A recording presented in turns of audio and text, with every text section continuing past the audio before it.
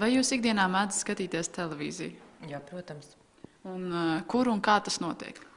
Mājās, uz divām. Protams, mājā vakaros. Jā, reizēm, kad sieva kaut ko skatās, tad es uzmetu acis. Nepārāk. Nē, nav laika īstenībā. Bet, lai gan es īstenībā pēdējā laikā apsvēru domu, ka man vajag televizoru tīri slinkajos periodos. Jā, protams. Pēc darba vakaros parasti. Reti, bet skatos, jā.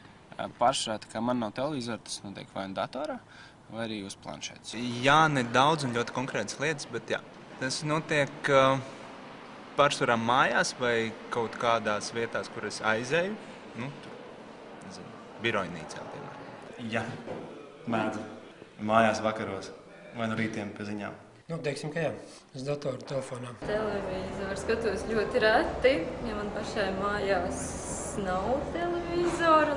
Tad, kad esmu pie vecākiem aizbraucis, tad mazliet ielūju. Diemžēl es neskatos, jo man nav televizora.